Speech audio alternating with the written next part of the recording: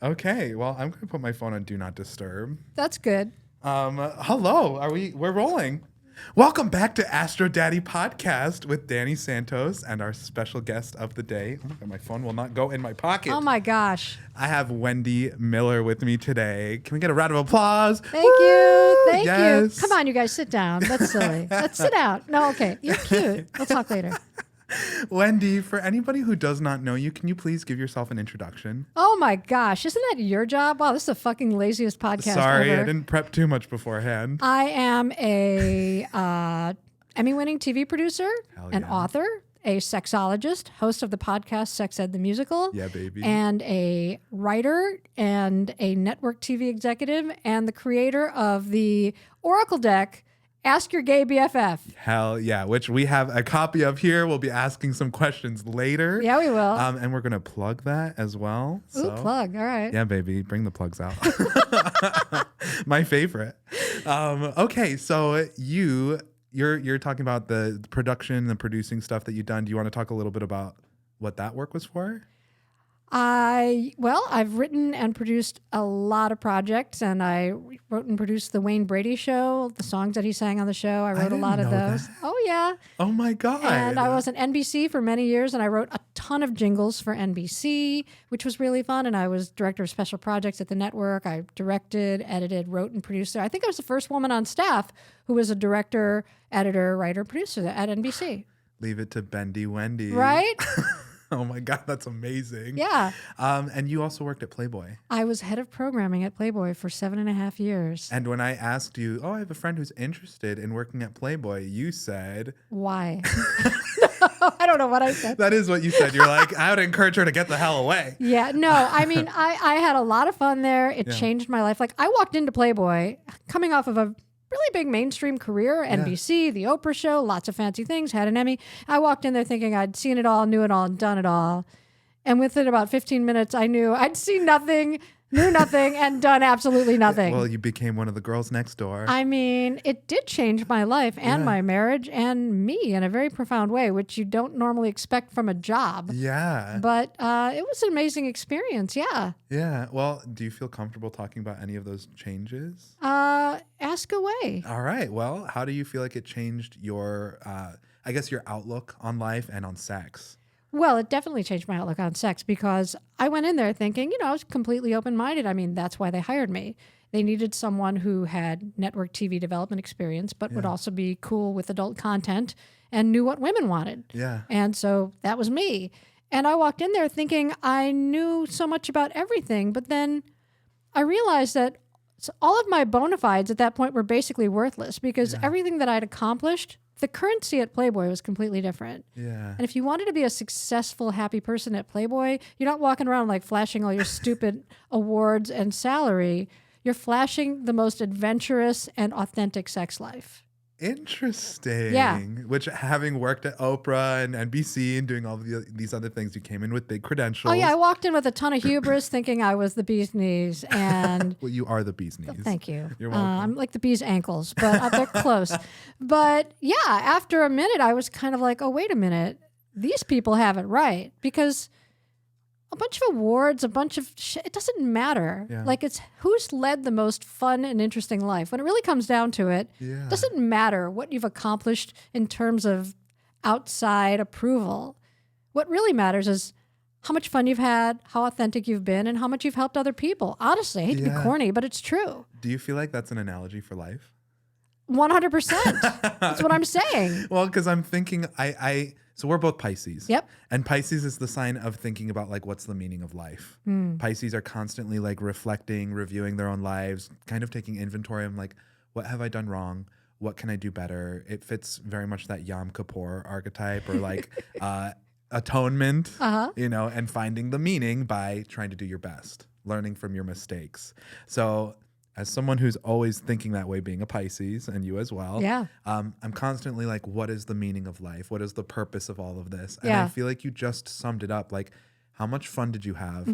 How much did you serve other people? How much did you love? And how spicy was your sex life? I don't know. Listen, Right before you die, they say your life is going to flash before your eyes. That's right. You want to make sure that's a pretty killer movie, right? I mean, girl, at this point, it's been like, I'm an Emmy winner at that point. Or what are movies? Oscars? Yeah, but you can't have this. I mean, you have to have ups and downs. That's what life's all about. But you want to make sure that you've at least done some really cool stuff. Cool for you. Like, there's no competition. It's not like there's some baseline of cool. It's like some people might have more challenges than other people. But for some people, just getting out of bed and getting through a day is a big accomplishment. Yeah. So for them, that's a big day.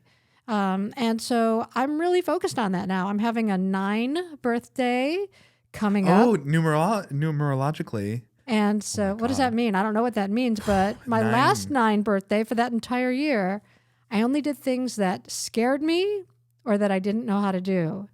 And that was a huge year in my life. And you actively chose things in your life. Yeah, surfing lessons. What? Are you doing that again this time around?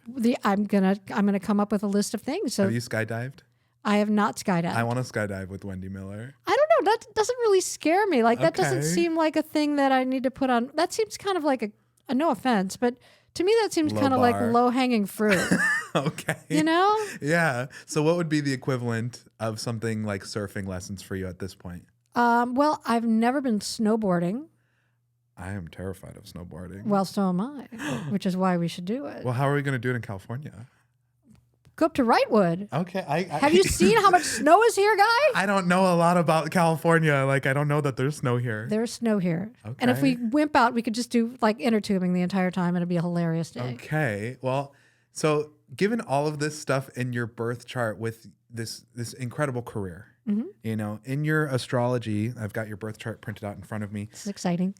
Your past life signs are Capricorn and Scorpio. So Capricorn is the sign of the archetype of the father. It's the career-oriented person, the CEO, the person who can like go and chase something and provide and create results. It's also the most resilient sign of the zodiac.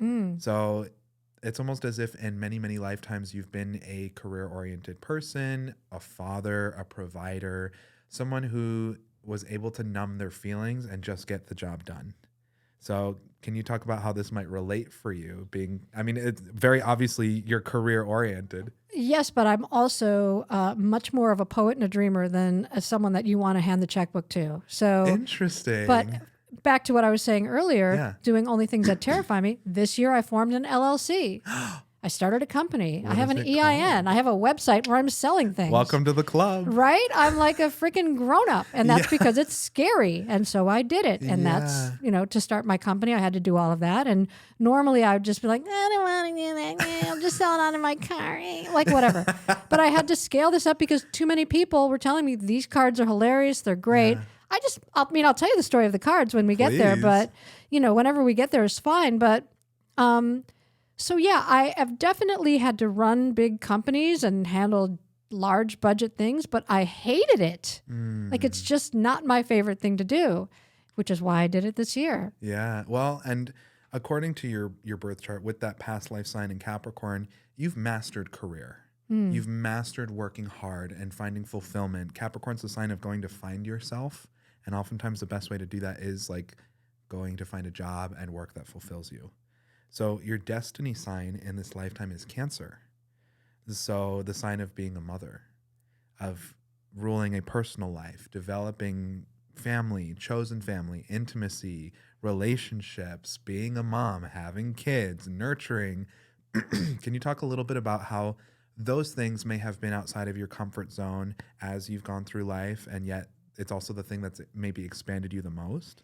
It's so interesting because ever since I was a little kid, I never thought I would be married, and I never thought I'd be a mother. And it's like in your birth chart, like you have to touch that subject matter. Not interested. I always thought I'd have this really groovy sports car, and I'd have a 2-seater sports car, white, and I'd have like a dog next to me, and I'd just be driving around like Doris Day doing groovy shit. With a little neck scarf and sunglasses. All of it. And so being a mother or being a wife never, ever appealed to me. Yeah. Then I married my husband, and we were together for a long time. And I was with a friend in Chicago who's about 10 years older than me. She's a mentor. And her purse was stolen. And her entire life basically unraveled. She had no one to call. All of her relatives were dead. She had no children. And I looked at this and I thought, wow, I've got like a pretty slamming career and a house full of pointy TV awards, but I have nothing to show for my life. Whoa. After having no interest in the parenting thing. And so my husband and I were together for 17 years before I had a baby.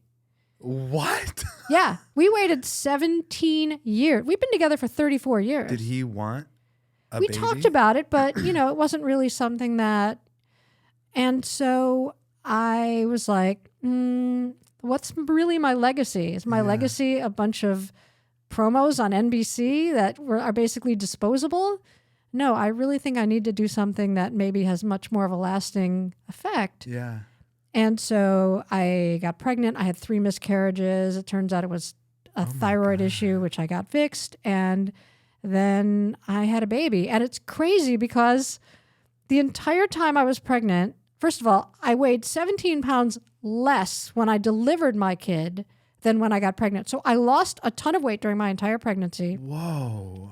When it came time to give birth, I'm not even joking, I pushed 3 times. I didn't even break a sweat. And the kid came out. Like, it might have been my core competency, and I just did it once and waited too long. Is your daughter a Capricorn? Remind me. She is a Capricorn. I remember. Yeah, That's right. She's a Capricorn. So she's in your comfort zone. She's everything. Yeah. She's hilarious. And so it turned out that maybe having kids might have been something I should have been doing a lot more because it was super easy and I had a great one. Like, it was the easiest thing in the world. Yeah. Like, I had friends who were in labor and pushing it all night. I'm like, I didn't even crack a sweat. Oh my God. I had one friend who wanted a natural childbirth and she was in labor for 101 hours. No, fuck that. Yeah. Until finally she was like, okay, cut me open, take the thing out. Yeah, no, my OBGYN was like 0 pain tolerance. And she's like, no. And so like, it was going to take a minute for the guy to come to give me an epidural. And so they said, we'll give you some fentanyl until he gets here. And I don't know what's going on. And I go, can I have that? And the nurse, who's like Nurse Ratchet, right? And she's like, no, I'm giving you something you can't have. Why are you being such a bitch to me? Yeah, you're like... I'm having a baby at Cedars-Sinai. Give me a fucking break here. Anyway, so yeah, I pushed the kid out and no big whoop. And it was like the easiest thing in the world. Yeah. It's crazy. Well, and in your birth chart, your other past life sign is Scorpio. That's the sex one, right? That's the sex sign. But it's like the sign of also being traumatized, having instability, constantly feeling like your life is in the process of upheaval or change. So Scorpio is also the sign of like shedding the trauma of your ancestors. So according to the first half of this life and maybe even past lives, you're someone who's incredibly resilient, able to make a name for yourself due to less than stellar circumstances, that Scorpio side. Being traumatized or like feeling like you were born into a dynamic where you're cleaning up somebody else's mess. I do have a Jewish mother. I've had a lot of trauma. Okay, well, and there you go. So ancestrally, having that passed down from your mom's trauma, her mother's trauma. Oh yeah, if you are Jewish and alive today, you come from people who've seen some shit. Yeah. That's why a lot of us are very prickly, because we've had to survive some crazy fucking shit. Absolutely. Yeah. So in this lifetime, your destiny signs are Cancer, the sign of developing intimacy, sweetness, family, and connection. But your other one is Taurus, which is pleasure, comfort, stability, sensuality, beauty, and security. So what does all of that mean together? Well, if we take Cancer and Taurus together, it's to find stability and comfort and pleasure in being a mother.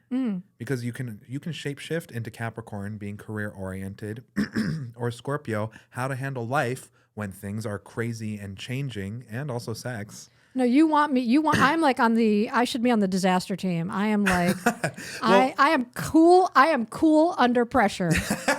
And it's funny, anytime I see Scorpio and Capricorn in someone's birth chart, I ask them like, are you a trauma healer? Are you a first responder? Like, those are the people that can handle those high stake, challenging situations the most. But these are your past life signs. So you're not here to develop those qualities. You've mastered those qualities. It's a bigger stretch for you to be a mom and to feel safe, to feel comfortable. Yes. Can you talk about that a little bit? Maybe some of your childhood. I definitely have problems with that, and I think I dissociate a lot. I think I'm in situations and I'm really over there. Well, that's Pisces too. Oh, is it? Very much. And we it's live also like in the dream world. Yeah, but like being a writer, like I'm always like taking notes while I'm talking. When I hear something. So that's definitely something that I have a lot of trouble being comfortable. And it's funny because most people who know me would never believe that. Yeah. People are like, you? Well, I'm you like, seem so wholesome and grounded and like... Yeah, you seem like you're blah, blah, blah. And I'm like, yeah, no. I'm just a master at convincing people. Yeah. But really inside, the whole time I'm like, oh, God. Don't do something dumb. Or how is the other shoe going to drop? Mm-hmm. That might be a I don't constant disaster bait a lot. Disaster bait. I like that. But there are times, because I think I'm sort of managing depression. And so sometimes I just kind of, the other day I just kind of woke up in a funk. Yeah. And there's really not a lot I could do about it. So sometimes I have days when I'm like, oh, nothing's going to work. I'm wasting my time. I don't have a lot of time left on the planet. What is my contribution? Why am I wasting my time? Don't have a lot of time left, Wendy. Well, I feel like you got a pretty good amount of time. I mean, one of my exes was born the year after you, and I feel like he's a spring chicken still. All right. So, I feel like, and also time is somewhat irrelevant if you believe in future No, that's lifetimes. absolutely true. And I'm a cancer survivor, so I know that. You are? Yes, I am. And so. And that's ironic because your destiny sign is called Cancer. Yeah, I know. When you said that, I was like, oh, here we go. But yeah, so I am very lucky to be alive. Yeah. Because 2 years after I had cancer, I was in a major motorcycle accident, had a fractured skull, and I was in a coma. What? Yes. Well, this is all very Scorpio, like trauma, change, instability, and then Capricorn, just get through it. Yeah. So I basically should be dead twice. Oh my God. Yeah. So may I ask what kind of cancer you have? I had thyroid cancer that spread to my throat. I have a giant scar on my neck that very few people ask me about, and I'm always wondering why. I've never noticed. Yeah, that. I have a huge fucking scar on my neck, and I had a tumor, and then it spread to my throat, and so I had I don't even know what stage it was. Well, and also you said you miscarried because you had a thyroid dysfunction 3 times. That's right, because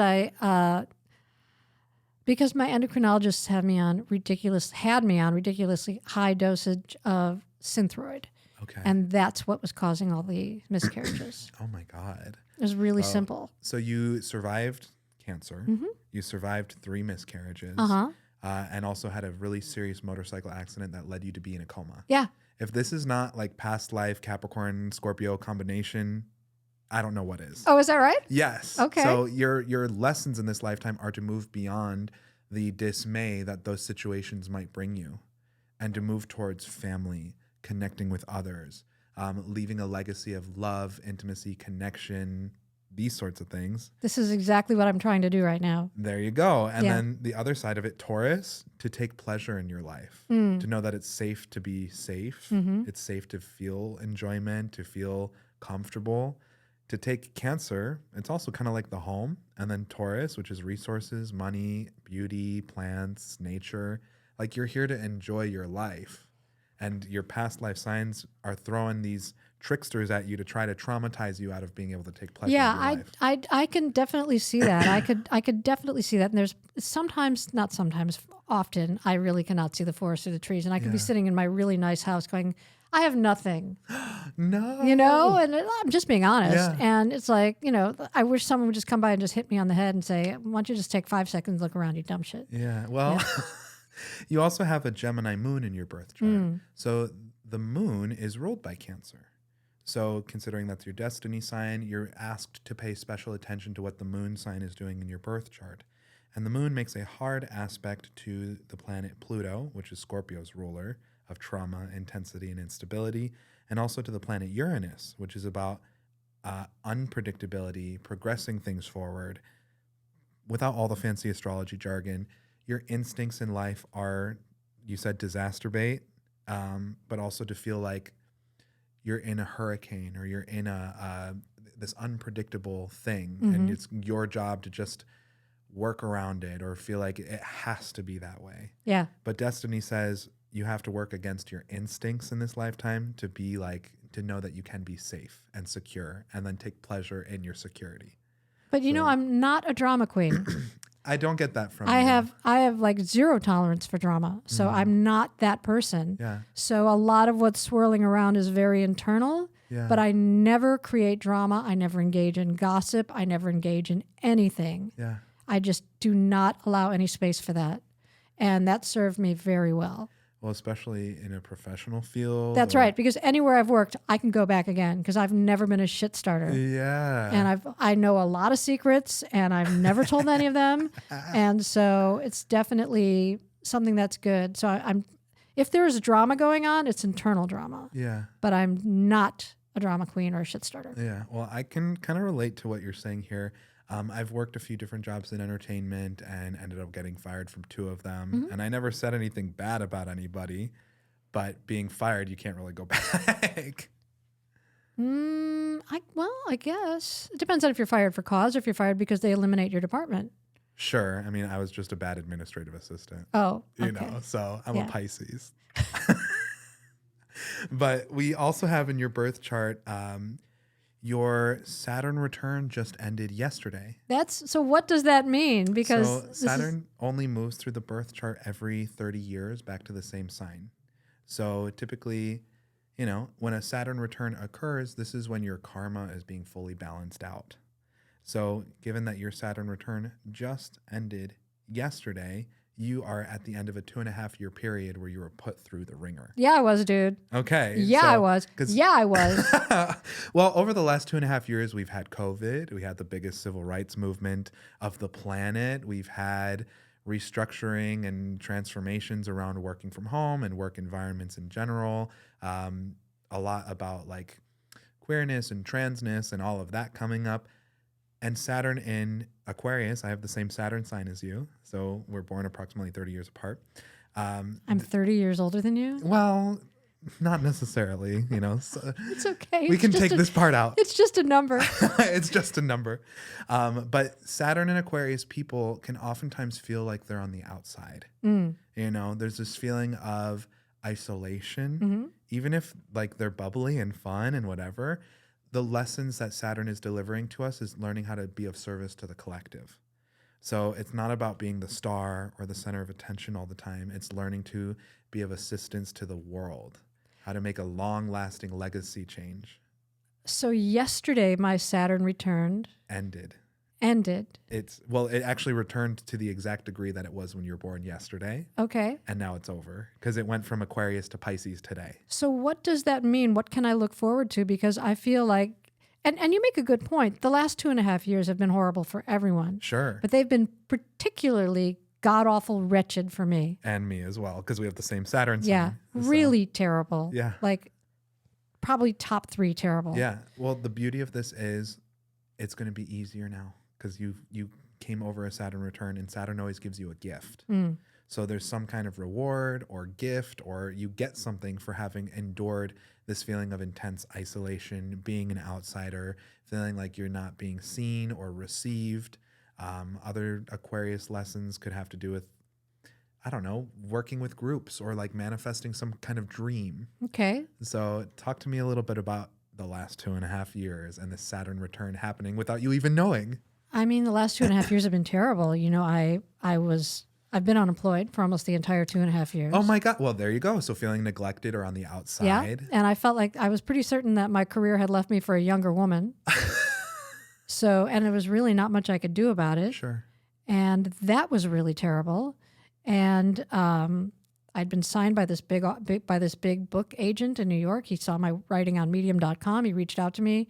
And then he had an implosion during the George Floyd unrest and basically vanished off the face of the earth. Whoa. After I had put my book proposal together and was thinking, oh, I've got all this stuff lining up. I've got my podcast. I've got this book. Everything is looking great for me. Yeah. And then kablam, everything I had fell apart except for my family. Thank goodness. Yeah. But well, everything that's I your had, destiny. everything I had professionally Sure. fell apart. Personally, I'm very fortunate.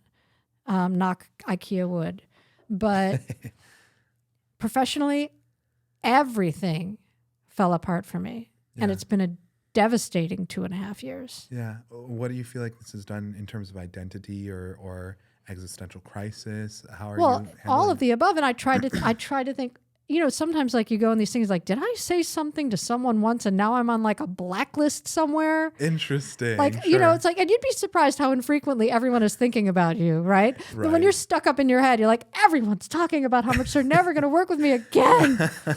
So it was just really, really difficult. And I just kind of fell to the depths of just feeling inadequate as an adult and unable to help take care of my family and not being a good role model for my daughter because I wasn't working. And I put so much value in work that when I do work for like a few days in a row, I'm feeling better and I'm feeling myself, which is not good. I get like a dopamine rush from someone paying me. Yeah. And I need to not do that. Well, and this goes in to show you when your North Node is Cancer, you have to stop looking for your job to be the thing that fulfills you. Right. Anytime I come across someone with this placement, they have an Olympian work ethic because the South Node Capricorn, they developed being hardworking, resilient, making money, being the provider in past lives. I am constantly working and constantly.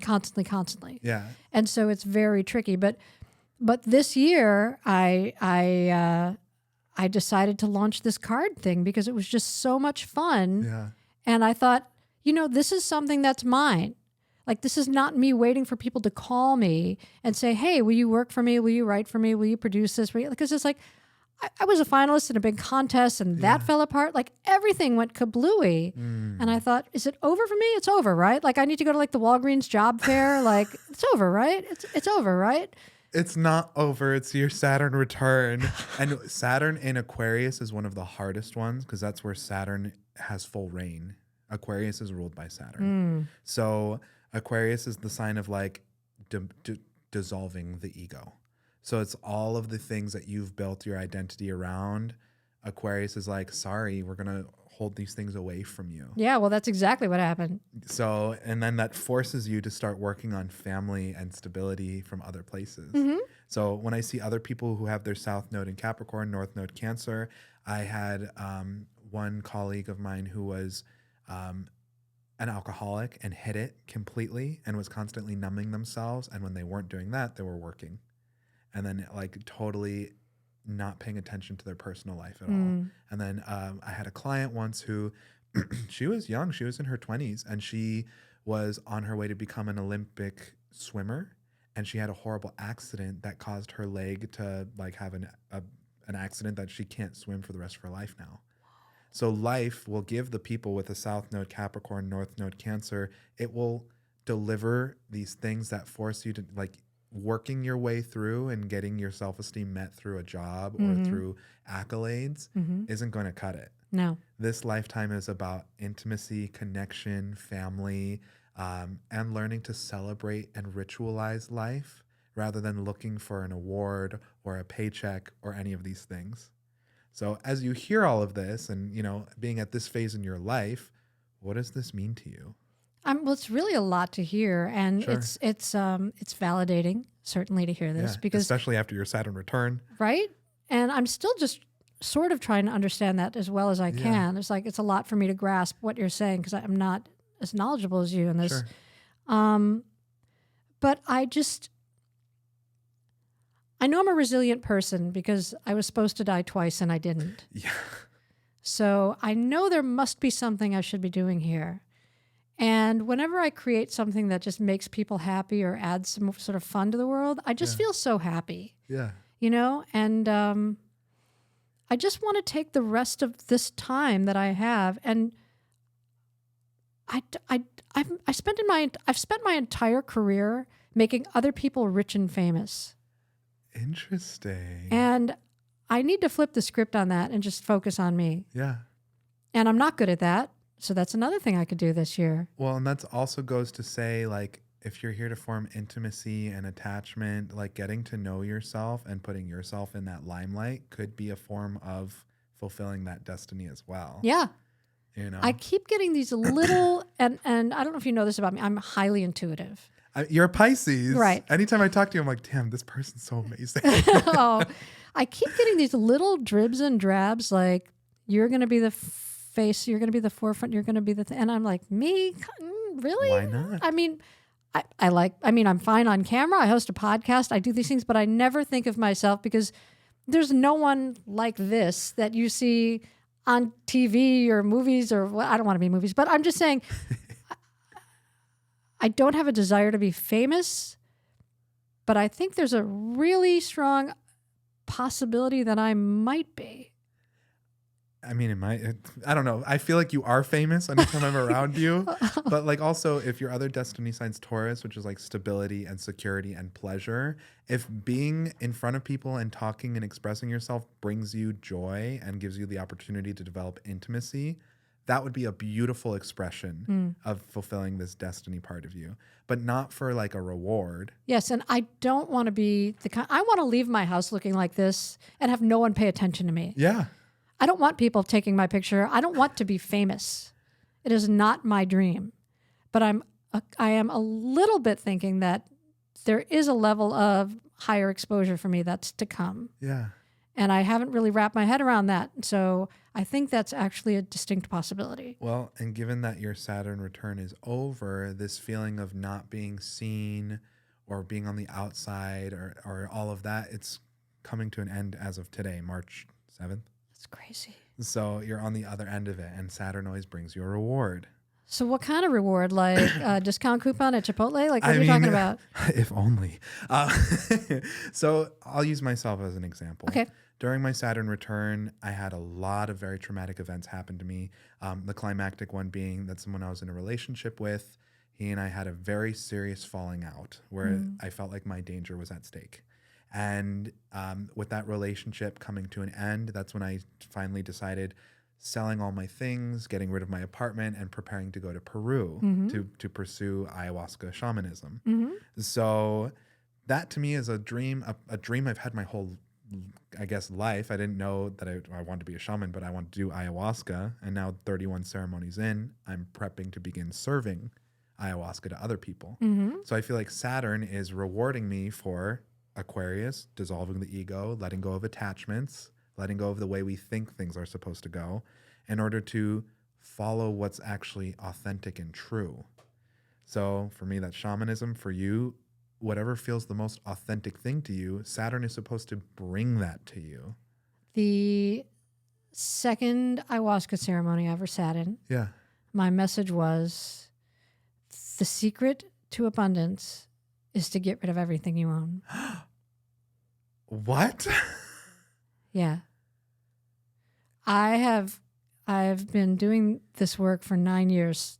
Oh my God, you've been sitting longer than I have. And it has changed my life on such a profound level. Yeah. And I try to explain to people, I don't drink. I don't smoke. I don't gamble. Yeah. Aside from the deviant sex and filthy mouth, I'm a Mormon. Sure. Right? Right. I also don't like getting high, don't like being high, don't like any of that. So I'm not going into this world chasing some sort of thing. Yeah. It's literally been a life changer for me. Yeah.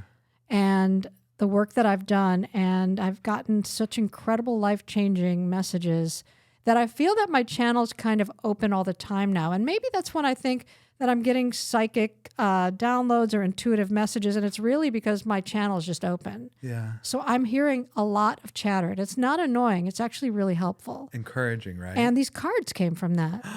These cards came from spirit talking right through my head. And it must be a gay spirit because they're called. Well, that's the whole BFF. point. A friend of mine, if we could talk about this if you want. Please, bring it on. So during the pandemic, I have a friend who's a psychic medium. She talks to dead people, and she gave me an oracle deck.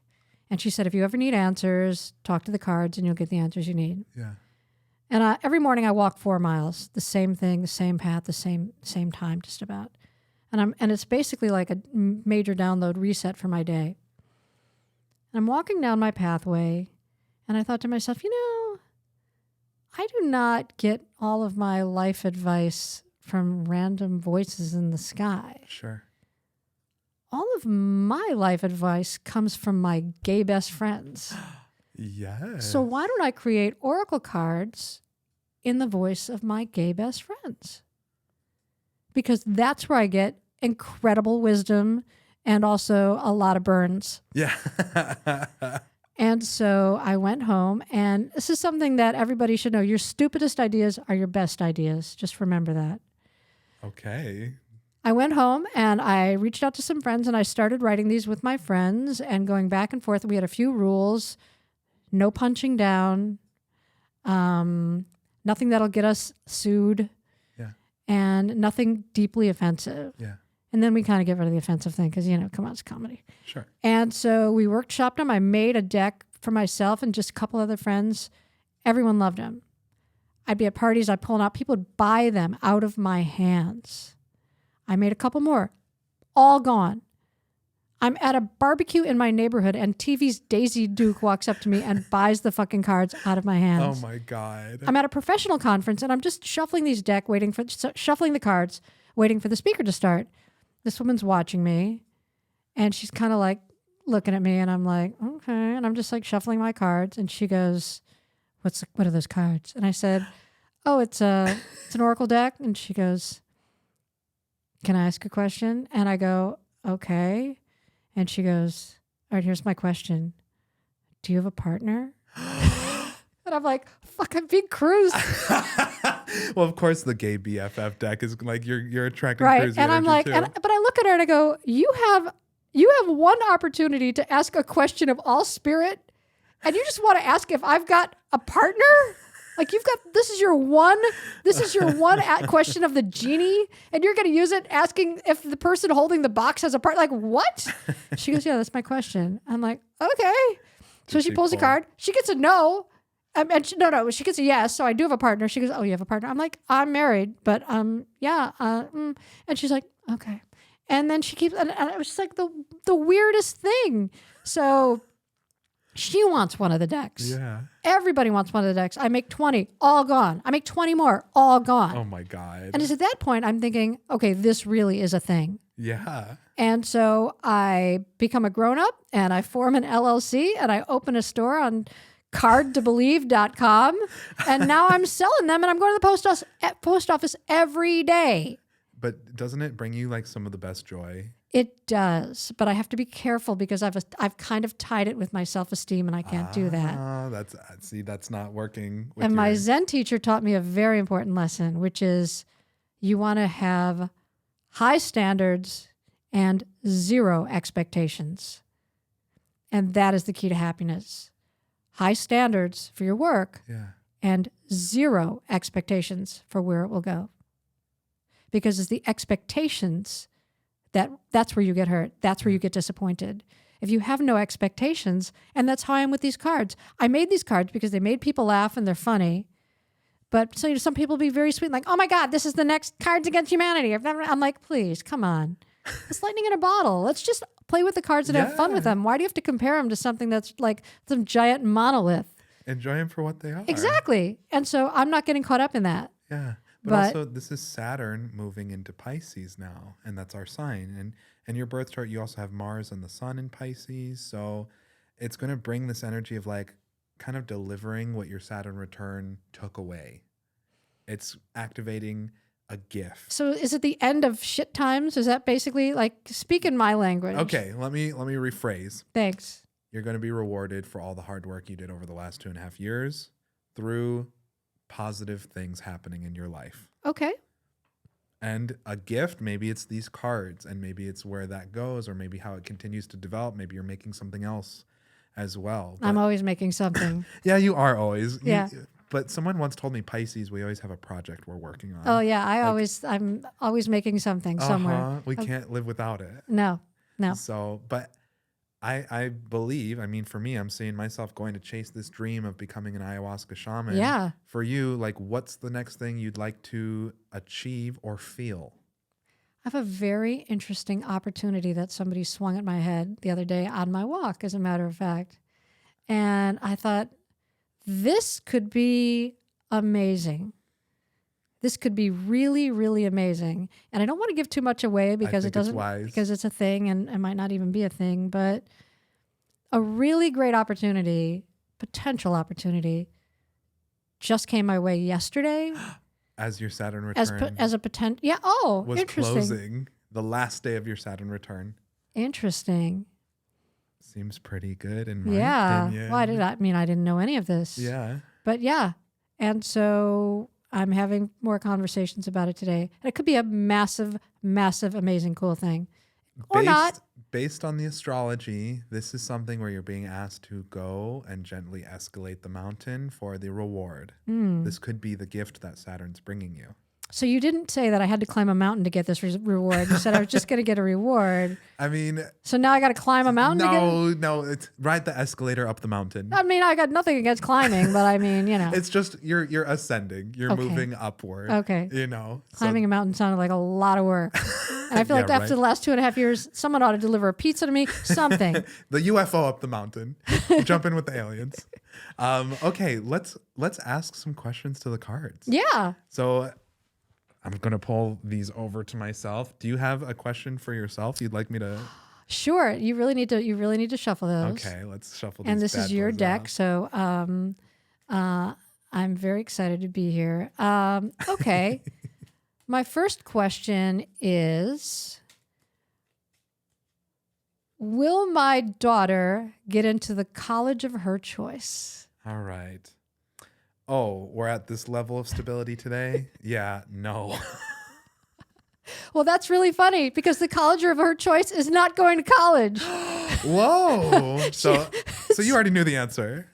Well, why would I ask any questions if I don't know the answer?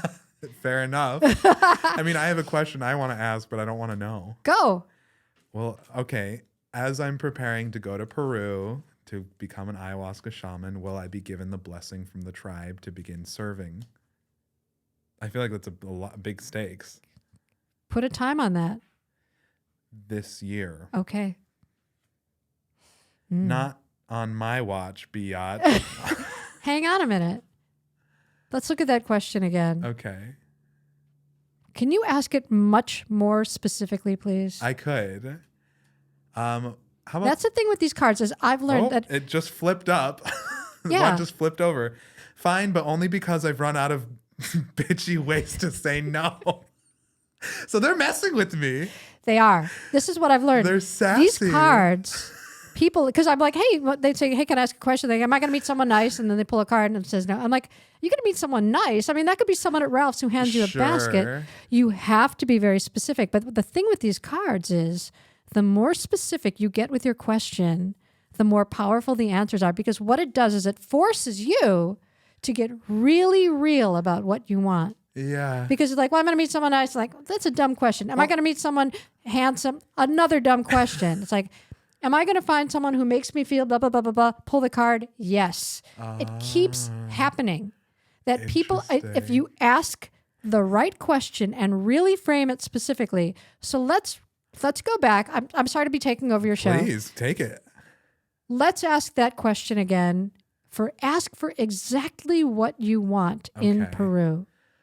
As I go to Peru, will I heal some of the generational trauma that I've been carrying with me my whole life that then helps me heal other people through my work with astrology and ayahuasca? Okay, pull a card. Okay. It says every single no ever invented. See, they got a sense of humor. All right. But am I going to do it? Yes, as fuck. So they have a sense of humor. They have a big sense of humor. But also, as I was shuffling that last time, the yes card flipped up after it said, like, yeah, it's a no. And then I was like, oh, fine. And then it flipped over. It was like, okay, but only because I can't say, Right. So a lot of times people are like, what are you doing? You just keep asking the same question until you get a yes. First of all, there's more yeses than nos in the deck. Really? Yes. Interesting. Yes. There are more yeses than nos. And so I said, no. What's going on is I do not pretend to be an oracle. Sure. But what these cards really seem to be doing is forcing people to get real about what they really want. Like you just did. And because of that, now you have a better idea of what you really want. Yeah. I think I've been mildly thinking about healing all the generational trauma. Right. But now you made me think about it by asking. Right. So what these cards are especially good for is helping to sharpen your intentions. That's absolutely right. To become a better manifester. That's absolutely right. Interesting. So it's going to give you a no until you get really clear, That's right. but as sassy and gay as possible. So it's awesome. Yes, I agree. No, and I mean, that's what I'm not pretending to be some sort of seer. Yeah. Whether or not I have intuitive powers, which I do, but You're a Pisces. I'm a Pisces, but it's not like I can walk in and buy like winning lottery tickets every weekend. Right. But this is the lesson I've gotten from these cards. It started out as something silly and fun and hilarious, but it's turned into this. What happened right here is what happens with these cards. Sharpen your intention. Mm-hmm. I love that. And as somebody who's a card reader myself, I have learned that you can't put 100% faith in a card reading all the time. You know, I have transitioned to using the tarot as a means of unpacking the unconscious. Mm-hmm. And I feel like these just kind of did that as well. 100%. You know, because I'm like, oh, I'm kind of disappointed. I got to know. And then I'm flipping and then they flip back up and it's saying a yes. And I was like, oh, it made me feel better. Right, but you weren't clear on what you wanted. Yeah. You know, and it's like, this is not some sort of parlor trick. Yeah. You have to be really clear, and perhaps getting to the point of being able to ask that question. If the cards are causing that, then the cards are creating something beautiful. Yeah. Because then once you know what you want, then you can manifest it. Yeah. Well, it makes me think like I want to go home and like journal exactly what I want because I haven't sat down and written about. You have to do that. I haven't done it yet. You have to do that. You know, I go to Peru in July and August. Oh my God, what are you waiting for? You need to get really clear on this. Yeah. Well, I think it's been kind of like, oh, it's the thing that I'm doing, but you know, I just sold all my stuff and simplified my life, and I'm moving to Michigan in 2 days. Listen, fail to plan to fail. Okay. And you said when we have no expectations and high standards. Zero expectations. Zero is a number. No expectations doesn't really mean anything.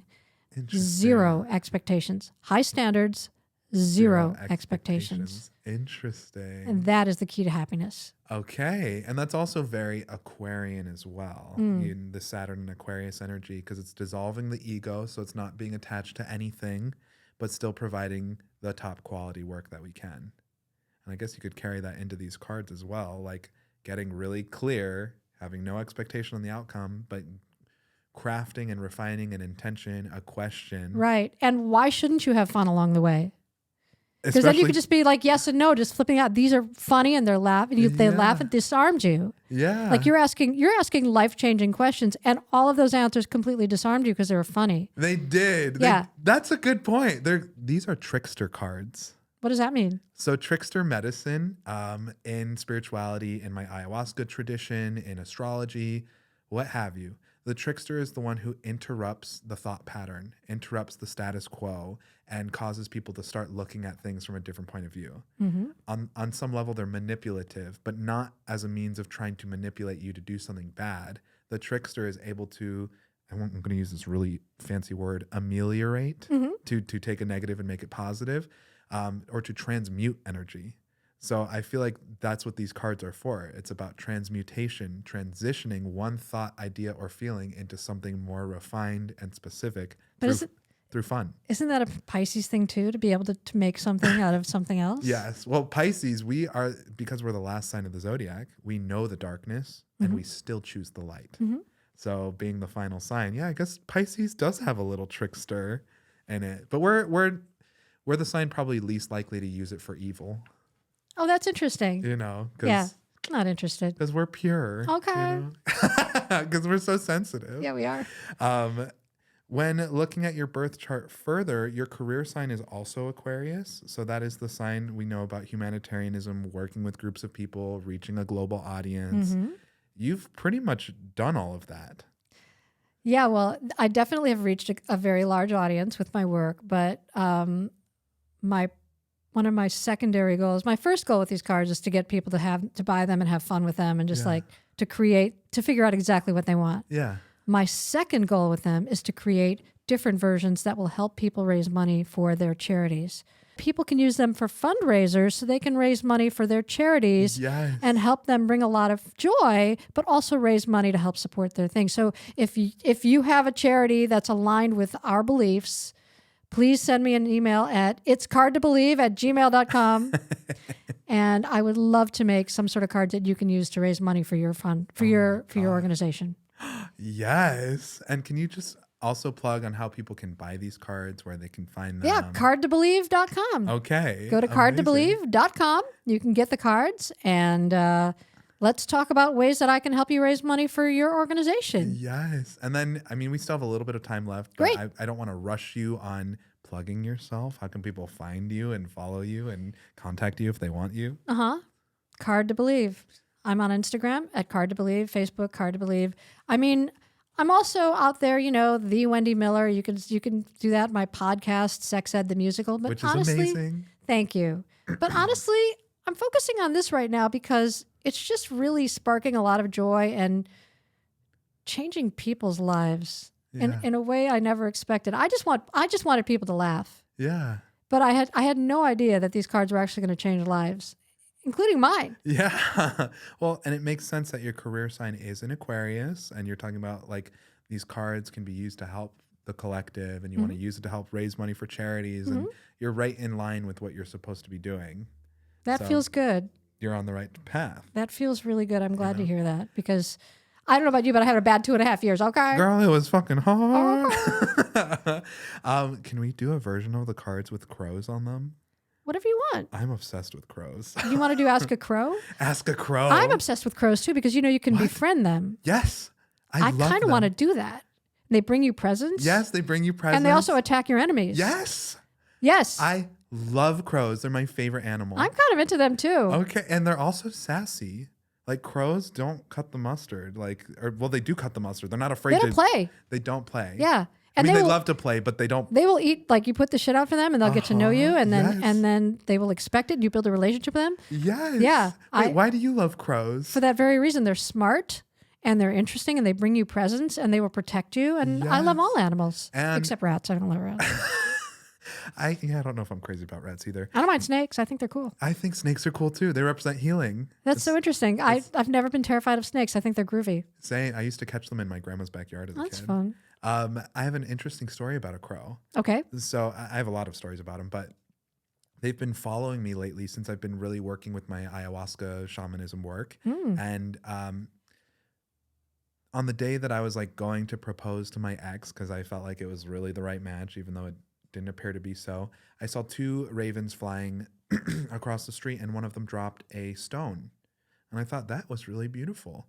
And the raven picked up the pebble, and it flew into a tree behind me, and it was holding the pebble in its mouth and cawing at me, or looking at me. And when a raven's holding a rock in its mouth, that symbolizes that the crow or the raven is choosing you. And it's time to, the work begins as a healer, as a medicine person. So that kind of blew my mind. And then I was out to lunch with a friend, and I was saying, I guess I'm going to give up ayahuasca for so-and-so because they think it's not sober and they're in recovery right now. And the crow across the street started cawing at me like, "Arr, arr, arr," like really pissed off. And my friend just looks over and she goes, "That crow is not happy." So I've had these 2 really interesting experiences with crows as they've been encouraging me down the medicine path. I love that. So they're also messengers, but they only message you if you're doing the wrong thing. Because otherwise they're like, yeah, you're doing fine. Believe in yourself. But if you're doing the wrong thing or on the wrong path, a crow can really be like, hey, get it together. Like the vice principal of life. Yeah, right. They're like, yeah, children, keep going down the hallway. You're fine. So, what is your feeling on the whole concept of California sober? I think it's fine. I mean, my sister's, I guess she drinks from time to time, but she smokes weed a lot. I mean, frankly, I don't care what people do as long as they're able to walk middle of the road. If things start to fall into extremes or excess, I'm like, you might want to. I sit in ceremonies with people who are on 12-step programs. Really? Yeah. Wait. Because my ex was like, you have to quit ayahuasca if we're going to be able to be in a relationship together. Okay. So I guess I know one person who doesn't drink alcohol but does ayahuasca. It's California sober. Okay. I thought you meant with weed. That's how I've heard California sober, my understanding is no alcohol, no meth or crazy things, but psychedelics and sometimes weed. I have never heard that definition of it. I'm all for it. As long as somebody doesn't have predisposed schizophrenia or psychotic. There's a lot of things that you have to be careful about, right? So it's and it's not my place to judge anyone and where they are in their process. Of course not. But it's just something that I have heard. So you've done 9 years worth of plant medicine work. I have. Okay, that'll have to be another episode if you're comfortable talking about those. I am. It changed my life. No kidding. Yeah, in the most profound ways I never expected. If you could give us like a little nugget, a little something.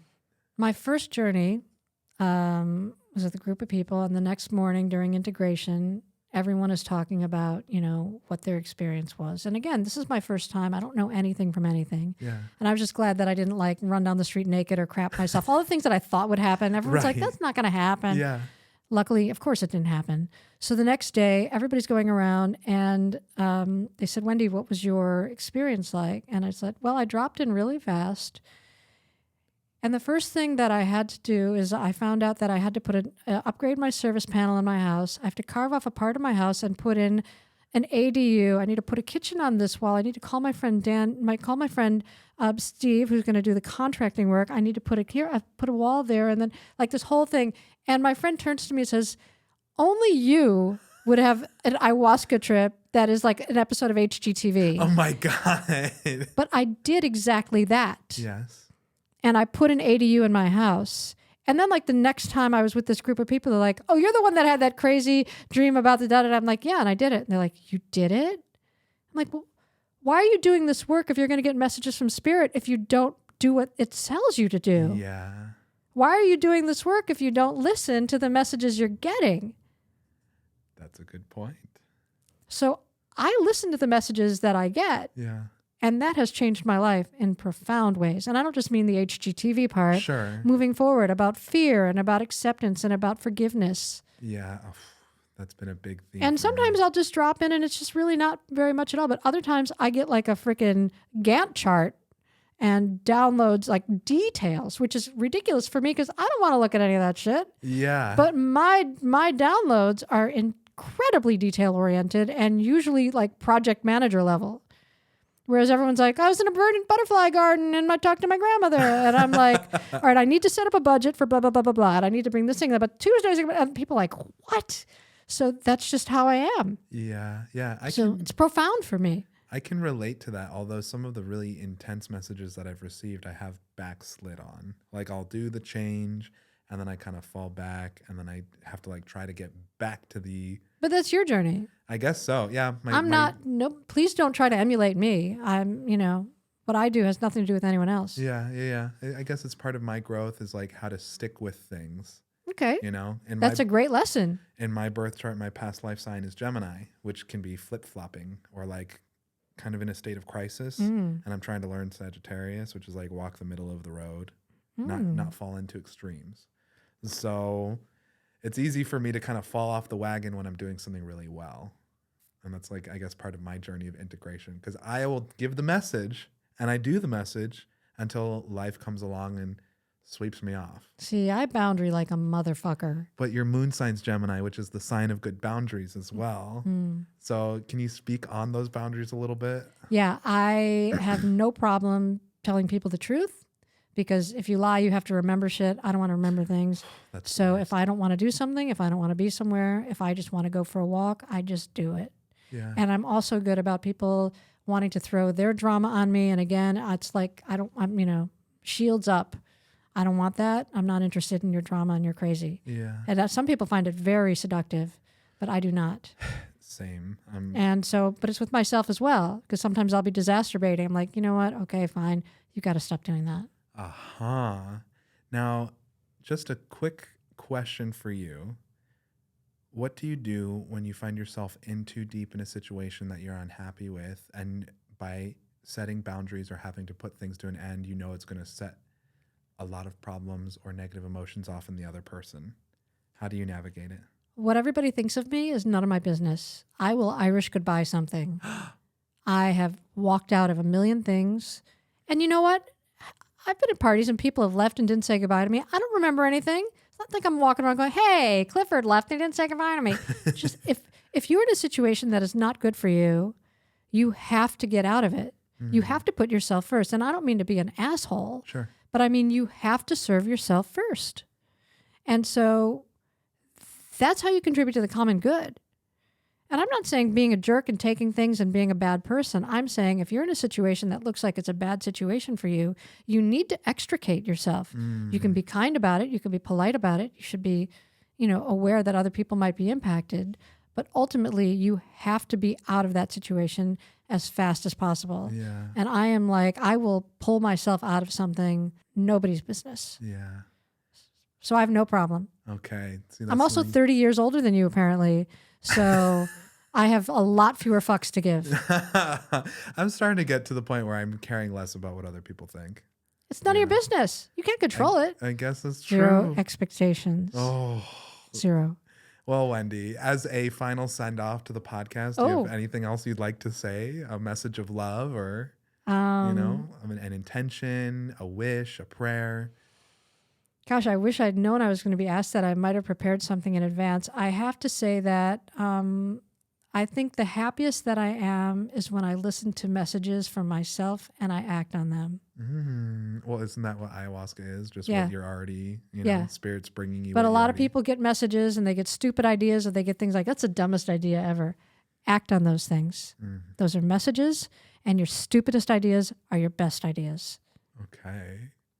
Well, I can't thank you enough for coming on the Astro Daddy podcast, Wendy. Thanks for having me. This was a blast. It was my pleasure. I view you kind of like a mentor. I've never asked you if you'd be a mentor to me, but I love you. I would be happy to be. I'm blessed to know you, to be around you. I think what I said to you when we talked about one of your mentors who recently passed, Sidonia, what was her last name? Lax. Sidonia Lax.